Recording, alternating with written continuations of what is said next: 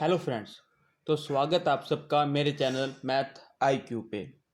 जैसा कि आप सब जानते हैं, मेरे अब सीरीज चल रही है, कॉन्सेप्ट चल रहे हैं कि बेसिक कॉन्सेप्ट्स को फिल्स करने की, मतलब कि मीनिंग क्या होते क्या हैं। जैसे कि हमारी पहली वीडियो थी what is calculus, second video थी व्हाट इज़ लिमिट, अब हमारा तीसरा क्वेश्चन है व्हाट इज़ डिफरेंशिएशन। ठीक है, यहाँ पे हम डेरिवेटिव के बारे में समझेंगे कि असल में डेरिवेटिव जब आप करते होते हैं किसी फंक्शन का, तो असल में वो करते क्यों, क्या फाइंड करते होते हैं, उसकी बेसिक नॉलेज इस वीडियो में मैं आपको प्रोवाइड कराऊंगा। अगर आपको मेरी वीडियो अच्छी लगे तो लाइक करें, शेयर करें एंड कमेंट करें। और इसी के साथ साथ आप मुझे टेलीग्राम चैनल पे भी ज्वाइन कर सकते हैं। मेरा चैनल है वहाँ पे मैथ आईक्यू के नाम से, और साथ ही साथ फेसबुक पे भी मेरा ग्रुप बना हुआ है मैथ आईक्यू से, आप उसके अंदर ज्वाइन कर सकते हैं। रिगार्डिंग कोई समथिंग डाउट्स हो तो वहाँ पे मैं आपके टेक करूँगा। ठीक है, तो शुरू करते हैं आज हमारा वीडियो लेक्चर। आज के हमारे वीडियो लेक्चर में बात करेंगे कि डेरिवेटिव मतलब में होता क्या है, उसके बारे में जानेंगे। ठीक है, डिफरेंशिएशन होता क्या है, ये मतलब कि हमें ये चीज़ डेरिवेटिव हमें बताता है क्या कि कोई चीज़ कितनी जल्दी या कितनी तेज़ी से चेंज कर रही है क्या। ठीक है, कि थोड़ा सा कैलकुलस के अंदर भी मैंने आपको बताया था कि दो तरह के चेंज होते हैं। एक तो कोई चीज़ खट्टी होती है तो वहाँ पे भी चेंज होता है, ठीक है, नंबर ऑफ डाटा जैसे कि चेंज हो रहा है। और यहाँ पे जिस तरह रेट ऑफ चेंज कि चीज़ पहले यहाँ पे इस पॉइंट इस टाइम पीरियड पे यहाँ पे तो दूसरे टाइम पीरियड पे कहाँ पे होगी। इसी तरह अलग अलग फंक्शंस के अंदर अलग अलग रेट ऑफ चेंज होते गए, मतलब अलग अलग फंक्शन होंगे। इसके बारे में आगे बढ़ते गए। तो डेरिवेटिव के अंदर हम उन चेंजेस को फाइंड करते हैं कि एक चीज़ पहले मतलब एक किसी पॉइंट पे यहाँ पे दूसरे पॉइंट यहाँ पे, तो वो चेंज रेट ऑफ चेंज कितना है, उस रेट ऑफ चेंज को हम फाइंड करेंगे, उसे हम डेरिवेटिव कहेंगे। ठीक है, तो रेट ऑफ चेंज भी दो तरह का होता है, एक एवरेज रेट ऑफ चेंज होगा, एक इंस्टेंटेनियसली रेट ऑफ चेंज होगा। ठीक है, तो रेट ऑफ चेंज पहले डिपेंड करती है दो चीज़ों पे। ठीक है, रेट ऑफ चेंज जैसे कि आप चीज़ कह रहे हो कि ये चीज़ अब मतलब कि आप मतलब ये कार में बैठे हो, ठीक है, आपका फ्रेंड भी साथ में है। ठीक है, तब आप देखोगे आप दोनों की पोजीशन, ठीक है, कार के अंदर कार चाहे जितनी मर्जी स्पीड पे चल रही हो, पोजीशन आपकी चेंज नहीं हो रही है। कंपैरिजन अगर आप अपने दोनों आप खुद के फ्रेंड के साथ करोगे, ठीक है, हर एक पॉइंट पे वो चीज़ सेम हो रही है। ठीक है, तो वहाँ पे रेट ऑफ चेंज की बात अपन नहीं कर पाएंगे। हाँ, इसी की तरह अगर वहाँ पे कोई आप दूसरी कार कि आपकी कार के अलावा वहाँ पे सड़क पे आप कोई दूसरी कार के रिगार्डिंग देखोगे, तो अलग अलग टाइम पीरियड पे आपका रेट ऑफ चेंज अलग हो रहा है कि आपका डिस्टेंस बढ़ता होगा या नज़दीक आता होगा। ठीक है, तो उस चीज़ की बात कर रहे हैं कि आपको अगर रेट ऑफ चेंज निकालनी है तो आपको दो फंक्शन मतलब कि दो पॉइंट चाहिए कि आप किसी के विद रिस्पेक्ट टू निकाल पाओगे। जैसे कि आप बात करें कि रेट ऑफ चेंज निकालनी है हमने किसी को एक वन पॉइंट की, तो उसके लिए हमें दूसरा पॉइंट चाहिए होगा कि मतलब विद रिस्पेक्ट टू टू, कि हमें इस पॉइंट के रिगार्डिंग निकालना है। जैसे कि आप फ्रेंड के रिगार्डिंग निकाल रहे थे, तब तो हर एक पॉइंट पे सेम ही जा रहे थे और यहाँ पे तो रेट ऑफ चेंज की बात ही नहीं हो रही, क्योंकि रेट ऑफ चेंज हुआ ही नहीं, आपने कोई चेंज कर ही नहीं रहे कि आपके फ्रेंड हर एक पोजीशन पे सेम थे। पर अगर वो आप वही अपनी दूसरी कार से कंपैरिजन करोगे या वहाँ पे खड़े किसी पर्सन से कंपेयर करोगे, सड़क पे कोई पर्सन खड़ा है वहाँ से आप रेट ऑफ चेंज के बारे में करोगे, तो हाँ वहाँ पे चेंज हो रहा है डिफरेंट टाइम के अंदर। आपके डिस्टेंस की अगर आप बात करें तो रेट ऑफ चेंज आ रहा है क्या।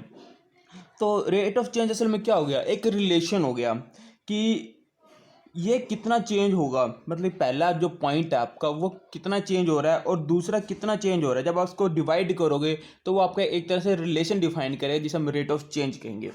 ठीक है, कि एक चीज़ चेंज हो रही है कंपैरिजन टू दूसरी थिंग्स, आप जैसे कहेंगे मतलब ये फर्स्ट पॉइंट आपका चेंज हो रहा है कंपैरिजन टू दिस, कि मतलब कि आपका सेकंड पॉइंट चेंज हुआ इतना, तो आपका फर्स्ट पॉइंट कितना उस कंपैरिजन कितना चेंज हुआ। ठीक है, जब आप उन दोनों को डिवाइड कर लोगे तो उससे आपको मिलेगा आपका रेट ऑफ चेंज। ठीक है, इसको थोड़ी सी एक एग्जांपल के थ्रू समझते हैं हम कि आप स्पीड क्या लगते हैं। ठीक है, तो अगर आपके पास एक कार है, आपको डिस्टेंस कवर करोगे, ठीक है, डिस्टेंस कवर करोगे तो आपको किसी अब बात करेंगे कि आपने डिस्टेंस कवर करा, डिस्टेंस कवर कर रहा है तो स्पीड का आपको क्या है, डिस्टेंस अपॉन क्या नाम है टाइम, आपके पास स्पीड निकले आएगा। ठीक है ना, अगर आपके पास इतने टाइम में आपने कितना डिस्टेंस कवर करा, या मान लो ये वन पॉइंट है, ये मान लो सेकंड पॉइंट है। ठीक है, आपने कितना डिस्टेंस मतलब कि आपकी स्पीड कितनी थी, यहाँ पे स्पीड निकालनी आसान है ना, तो आपका ये रेट ऑफ चेंज आ जाएगा कि मतलब कि आपके इतने टाइम के अंदर रेट ऑफ चेंज क्या था। ठीक है, पहले पॉइंट पर अब यहाँ थे, दूसरे पॉइंट यहाँ पर रेट ऑफ चेंज आ रहा है क्या, कि इसको तो अगर मान लीजिए कि आपने 100 किलो मतलब कोई 300 किलोमीटर का ट्रैवल करना है और 100 किलोमीटर का आपने ट्रैवल कर लिया, 200 किलोमीटर का ट्रैवल आपका बाकी है। अगर अब आपके पास मान लीजिए कि कोई स्पीड का कॉन्सेप्ट ना हो, तो मैं कहूँ आप ये 200 मीटर कितनी देरी में कवर करोगे? आसान नहीं है, नहीं बता पाएंगे। तो इसके लिए हमें तो मतलब कि मेजर है, स्पीड हमें चाहिए ही चाहिए। ठीक है, कि अगर आपके पास स्पीड का कॉन्सेप्ट नहीं है तो आप किस तरह कह सकते हो कि हाँ मैं ये इतनी इतनी दूरी इतनी देर में कवर कर लूँगा? नहीं कर सकते। ये इतना टफ हो जाएगा, काफ़ी टफ हो जाएगा, इतना आसान नहीं है चीज़ को सोचना या करना। ठीक है, तो यहाँ पे हमें स्पीड का जो रिलेशन है, जो हम रेट ऑफ चेंज के जो हमारा रिलेशन होगा वो क्या होगा? स्पीड होगा। जो स्पीड हमें बताएगा कि हम इतनी देर के अंदर ये डिस्टेंस कवर कर लेंगे, यहाँ पे हमें स्पीड की ज़रूरत होगी। इसी तरह फ्रेंड्स अलग अलग फंक्शंस के अंदर अलग अलग रेट ऑफ चेंज होते गए। जैसे आप क्रिकेट देखते हो, क्रिकेट के अंदर वो रन रेट की बात करते होते गए। रन रेट किस तरह निकालते हैं हम? तो वहाँ पे रन रेट चलती है कि मतलब कि आपको इतने ओवर के अंदर इतने रन चाहिए। पर क्या आप हर ओवर के अंदर उतने ही रन मारते हो? तो किसी ओवर में ज़्यादा तो किसी ओवर के अंदर कम। ठीक है, पर आपको ये तो है कि आपको एक रन रेट मिल जाता है कि हाँ कि आपको एक ओवर कम से कम तो इतने रन चाहिए, कि आपके रिगार्डिंग आपको उस टारगेट चाहिए, तो डिवाइड कर देते हैं इस चीज़ के अंदर। ठीक है, अब समझते हैं कि एवरेज रेट ऑफ चेंज क्या होता है और इंस्टेंटेनियस रेट ऑफ चेंज क्या होता है। जो मान लीजिए अब आपने एक पॉइंट से सेकंड पॉइंट पे आपने जाना है, फर्स्ट पॉइंट से सेकंड पॉइंट पे आपने जाना है। ठीक है, 200 किलोमीटर की दूरी है, तो आपकी स्पीड कैसे निकलेगी? Change in distance point change in time. मान लीजिए आपका चेंज इन टाइम आया 4 घंटे। ठीक है, 200 किलोमीटर दूर करने के लिए आपको मतलब कि 4 घंटे आगे 4 घंटे की आपको जरूरत पड़ी। ठीक है, मान लीजिए आप यहाँ पे 2 बजे थे, यहाँ पे 6 बजे यहाँ पे पहुँचे हो, मतलब कि PM कर लो। ठीक है, तो यहाँ पे 4 घंटे लग गए। डिस्टेंस कितना कवर करा? 200, तो 50 किलोमीटर प्रति आवर आपकी स्पीड निकली है। ठीक है, तो ये आपके पास है एवरेज रेट ऑफ चेंज। ठीक है, ये आपके पास एवरेज रेट ऑफ चेंज आया कि अभी तक हमारे पास ये डेरिवेटिव फाइंड नहीं हुआ, एक एवरेज रेट ऑफ चेंज निकली गया है कि आपको किसी चीज़ को मतलब चेंज चेक करना था, रेट ऑफ चेंज चेक करना था, तब आपने उस का मतलब कि ये चीज़ चेक करेगी आपका जब फर्स्ट पॉइंट चेंज हुआ उसके रिगार्डिंग जो सेकंड पॉइंट चेंज हुआ, तो आपको डिवाइड करा तो वो आपको average rate of change provide करवाता है। ठीक है, तो मान लीजिए कि एवरेज रेट ऑफ चेंज तो वैसे तो काफ़ी सफिशेंट होता है, पर हर एक जगह नहीं। कि अब आप मान लीजिए कि आपकी कार यहाँ से किसी जगह जा रही थी, 200 किलोमीटर के बीच में ट्रैवल करना था, बाय चांस बीच में उसका एक्सीडेंट हो गया कार का। ठीक है, अब कार का एक्सीडेंट हो गया, अब इस चीज़ का हम कैसे पता लगाएं कि ड्राइवर जो है वो मतलब उसको कितनी चोट आएगी? अब चोट आने के बाद वो मतलब कितनी गंभीर चोट है, कितनी ज़्यादा चोट आएगी, कितनी कम चोट आएगी, ये चीज़ किस पे डिपेंड करेगी? एवरेज रेट चेंज पे तो कर नहीं पाएगी, क्योंकि एवरेज रेट ऑफ चेंज की अगर हम बात करेंगे तो बीच में एक स्पीड कम भी हो सकती है और ज़्यादा भी हो सकती है।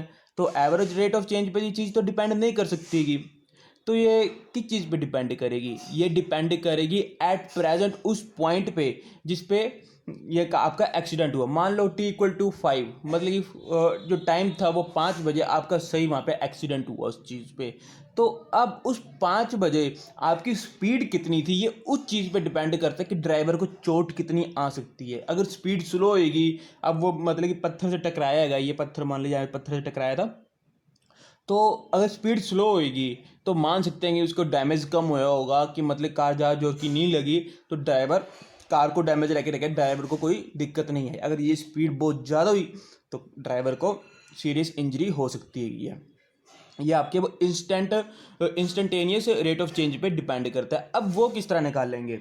अगर हम अपने पुराने फॉर्मूले की बात करें, ठीक है, अब आपको अब किसी एक सिंगल पॉइंट पे रेट ऑफ चेंज निकालना गया एक तरह से, ठीक है, तो आप रेट ऑफ चेंज नहीं निकाल पाओगे, क्योंकि आप उसी पॉइंट पे अब उसी मतलब कि चेंज कितना है, चेंज ऑफ डिस्टेंस कितना है, T=5 पे 0, चेंज इन टाइम कितना है 0, तो ये 0/0 फॉर्म बन जाएगी, जो ये मीनिंगलेस बात है। ठीक है। तो ये इस तरह सोल्व नहीं हो पाएगा, ये काफ़ी दिक्कत रहा था काफ़ी टाइम से।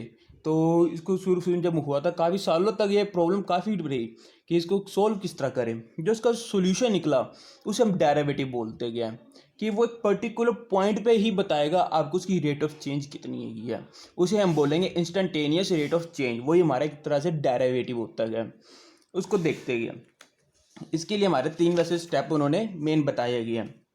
3 स्टेप के अंदर जो हमारा मेन पहला स्टेप 1 है कि पहले अगर हमने जैसे कि अब 5 पे बात कर रहे थे कि एक उसके जो जिस पॉइंट पे आपने चेक करना है तो उस पर हम एक इंटरवल ले लेंगे, बहुत स्मॉल इंटरवल, कि जैसे कि उसके इंटरवल क्या मतलब कि साथ वाला पॉइंट जो आपने सेकंड पॉइंट चेंज करना है ना, पहले हम average rate of change find करेंगे। एवरेज रेट ऑफ चेंज के लिए जो अपना सेकंड पॉइंट लेना है वो सेकंड पॉइंट हम उसके बहुत ही क्लोज ले लेंगे।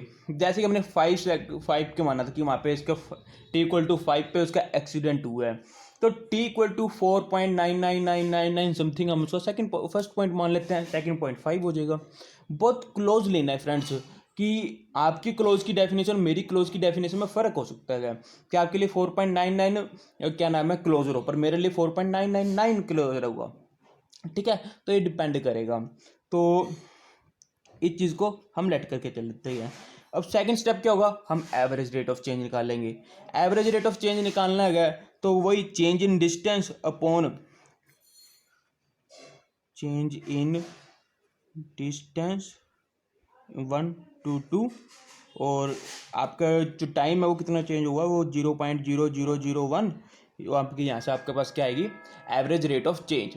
अब आपने एवरेज रेट ऑफ चेंज निकाल ली, उसके बाद जो आपके पास जो इंटरवल का जो डिस्टेंस मानना है, ठीक है, जो आपके पास टाइम आएगा, टाइम की आपके इतने टाइम का जो रिगार्डिंग है कि t=5, तो उसको और 0 को तरफ अप्रोच करना शुरू कर दो। ठीक है, कि देखो आप सीधा सीधा अगर आप करोगे तो 0 से चीज़ को डिवाइड करना बहुत टफ है। आप हर चीज़ को उस तरह डिफाइन नहीं कर सकते, ये बहुत चीज़ टफ रहेगी, तो इसको हम यूँ नहीं कर पाएंगे।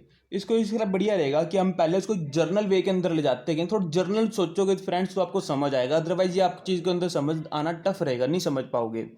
ठीक है, तो उसको फिर आप उसको 0 की तरफ अप्रोच कर दो। 0 की तरफ अप्रोच करेंगे, वहाँ से हमें उसकी वैल्यू मिलेगी और हम उसे डेरिवेटिव कहेंगे, और हमें वो स्पीड मिल जाएगी t=5 पे आपको। इसको एक जर्नल एग्जांपल की तरफ समझते गए तो उसको आपको और ज़्यादा क्लियर रहेगा। अब यहाँ पे हम बात क्या कर रहे थे कि वो हम डिस्टेंस की बात कर रहे हैं टाइम पे, कि इतने टाइम पे आपकी डिस्टेंस, मतलब कि आपने इतना ट्रैवल करा, डिस्टेंस आपकी ये थी। तो यहाँ पे हम बात करें एक्स वाई के फंक्शन के अंदर, कि आपके पास एक्स जब ये था तो वाई आपका ये होगा, मतलब एक्स इस पॉइंट पे था तो वाई ये होगा। फंक्शन को लेट कर लो एक्स के। ठीक है, एक तरह से ये चीज़ भी हो सकता है, क्या नाम है, मान लीजिए टाइम है, ये डिस्टेंस है, क्या आप उस तरह भी कर ही सकते हैं, एक जर्नल ग्राफ बना सकते हैं, एक फंक्शन ड्राइव कर लेते हैं। ठीक है, उस चीज़ के अंदर अब आप क्या करते हैं, पहले हम एवरेज निकाल लेंगे, एवरेज रेट ऑफ चेंज निकाल लेंगे। तो वो चीज़ करते हैं, पहले 2 पॉइंट लेट करने हैं कि एक पॉइंट तो एक्स सेलेक्ट कर लो, तो दूसरा पॉइंट कौन सा, X plus del X. Del X बहुत स्मॉल क्वांटिटी ही है जो अपन उसके अंदर ऐड करा है, ठीक है, जो उसके नियर पॉइंट की आप बात करेंगे। ठीक है, एकदम नज़दीक, एकदम क्लोजर। ठीक है, तो उसके बाद हम average rate of change find करा, यहाँ से फॉर्मूला करके average rate of change find करा। अब याद रखिए फ्रेंड्स, जो डेल एक्स है वो 0 कभी नहीं हो सकता, हम उसको 0 की तरफ अप्रोच कराएंगे। हमारे पास अब इस चीज़ को यहाँ से डिवाइड करेंगे, ये चीज़ आ जाएगी। ठीक है, अब इसके अंदर जो हमारा डेल एक्स है ये 0 कभी नहीं हो सकता, हमने 0 नहीं ले सकते, चीज़ डिफाइन नहीं होगी, पर हमने क्या करना है, उसको 0 को अप्रोच कराना है। ठीक है, एकदम क्लोजर और क्लोजर लेके जाना है, तो जो यहाँ से आपके पास ये चीज़ आ जाएगी। जब आप ये चीज़ करोगे तो आपके पास एक तरह से ये फॉर्मूला, ये आपका हो जाएगा डेरिवेटिव। इसे हम अपने डेरिवेटिव का नाम देंगे, जो आपका इंस्टेंटेनियस रेट ऑफ चेंज होगा उसे हम डेरिवेटिव का नाम देते हैं।